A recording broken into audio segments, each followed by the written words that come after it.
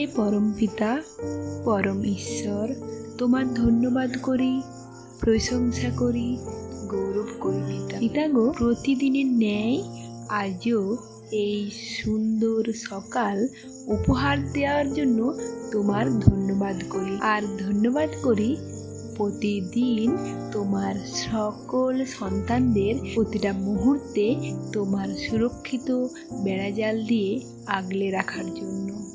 পিতা গো, তুমি তো আমাদের সব, একমাত্র তুমি সেই ঈশ্বর যে আমাদের সকল মনের ইচ্ছা পূরণ করো, আমাদের চাওয়া পাওয়া পূরণ করো। আর কেননা তুমি তো আমাদের পিতা, আমাদের সৃষ্টিকর্তা পিতা। তাই তো প্রতিদিন ছুটে আসি এই সুন্দর সকালে তোমার সাথে কথা বলে তোমার সকল সন্তানদের তোমার চরণতলে জ্ঞাত করে দিনটা শুরু করি। এই সুন্দর সকালে আমি নিজেকে এবং তোমার যে সকল সন্তানেরা এই প্রার্থনা শ্রবণ করবে সকলকেই তোমার চরণতলে জ্ঞাত করো। সকলের ভার তুমি নাও, সকলের মন পরিবর্তন করো, সকলের মন পরিবর্তন করে তোমার আশিসে ভরিয়ে তোলো, তোমার পথে পরিচালনা করো, আর তোমার পবিত্র আত্মায় ভরপুর কর। আমি সকলের ভার তোমার উপর তুলে দিলাম।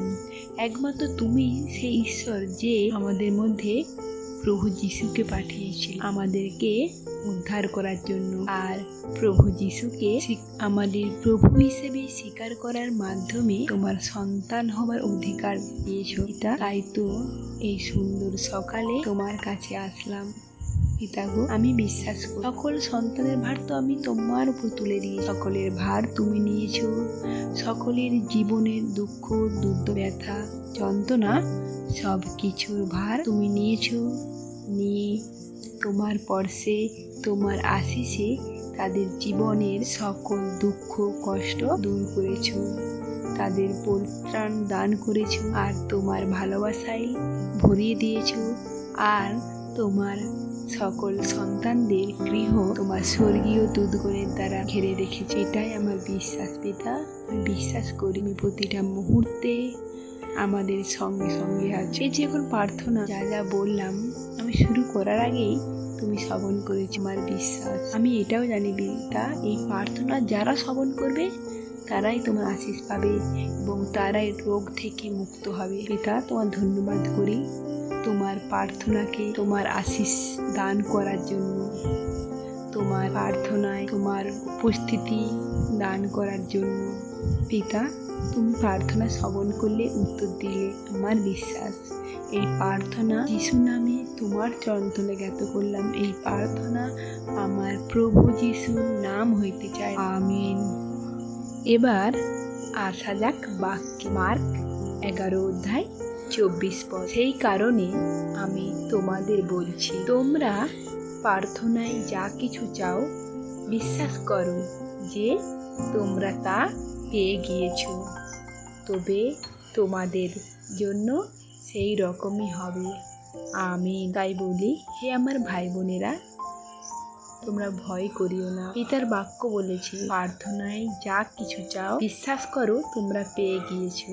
তাই বলে বিশ্বাস রেখে আমাদের স্বর্গস্থ পিতা, আমাদের প্রভু যিশুর কাছে প্রতিনিয়ত প্রার্থনা করো ধন্যবাদের সহিত, আর বিশ্বাস করো তা তোমরা পেয়ে গিয়েছো। দেখবে তা তোমাদের জীবনে পরিলক্ষিত করছো, আমিন।